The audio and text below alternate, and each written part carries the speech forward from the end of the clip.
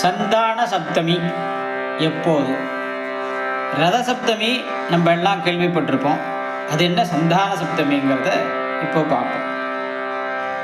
அதுக்கு முன்னாடி இந்த சேனலை சப்ஸ்கிரைப் பண்ணாதவா பண்ணிக்கணும்.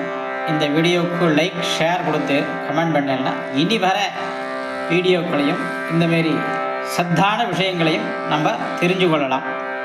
சரி, சந்தான சப்தமின்னா என்ன?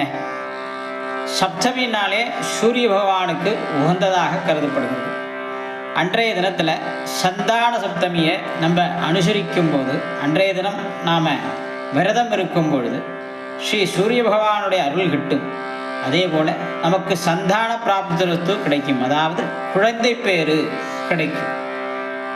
அதே போல் குழந்தைகளுக்கான ஆரோக்கியம், உடல் நலம் மேம்படும். இந்த நாளில் நம்ம விரதம் இருக்கும் பட்சத்தில் குழந்தை இல்லாதவர்களுக்கு குழந்தைகள் பிறக்க பகவான் அருள்பாலிப்பார்.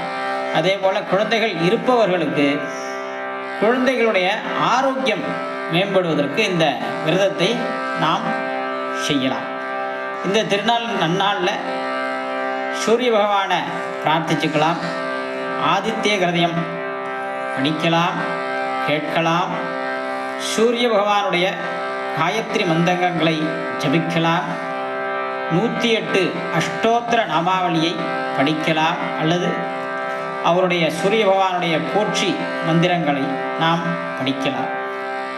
சிவாலயங்களுக்கு சென்று சிவபெருமானை வழிபடலாம். விஷ்ணு ஆலயங்களுக்கு சென்று பெருமாளை தரிசித்து, எப்படி ரதசப்தமி அன்னைக்கு திருப்பலையில் ஒரு உற்சவத்தையே பகவான் கண்டருள்றார், திருப்பதி ஸ்ரீ வெங்கடேச பெருமாள். அதனால் இந்த சந்தான சப்தமி என்று ஸ்ரீ பெருமாளை கிருஷ்ணனாக நினைத்து நம்ம வழிபட்டு, அந்த கிருஷ்ணனே நமக்கு பிறக்க வேண்டும் அப்படின்னு பிரார்த்தனை செய்து கொள்ளலாம். சூரிய பகவான் விஷ்ணு பகவானை சேவிக்கும் போது சூரிய பகவான் நமக்கு அருள்பாலிப்பார். அதனால் விஷ்ணு ஆலயங்களுக்கு சென்று விஷ்ணு பகவானை தரிசிக்கலாம். சிவபெருமானை சென்று சிவபெருமான் ஆலயங்களில் சிவபெருமானை தரிசிக்கலாம். அங்கு உள்ள நவக்கிரக மூர்த்திகளை சேவித்து, அங்கே நவக்கிரக மூர்த்திகளில் எழுந்தருளிருக்கும் சூரிய பகவானை தரிசிக்கலாம். இப்படி சந்தான சப்தமியானது கொண்டாடப்படுகிறது. சரி, அப்போ அதாவது பங்குனி மாதம் சுக்லபட்சத்தில் வர சப்தமி தான் சந்தான சப்தமி அப்படின்னு சொல்கிறோம். இந்த வருடம் அது என்னைக்கு வருதுன்னா, வருகின்ற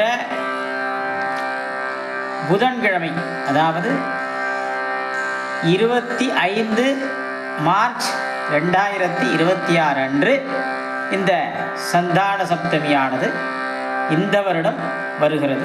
இந்த நல்ல நாளிலே நாம் சொன்னது போல ஆதித்ய கிருதயம் படித்து சூரிய பகவானின் அருளை பெறலாம். விஷ்ணு ஆலயங்களுக்கு சென்று அந்த கிருஷ்ண பரமாத்மாவே நமக்கு குழந்தையாக பிறக்க வேண்டும் அப்படி என்று பிரார்த்தனை செய்து கொள்ளலாம்.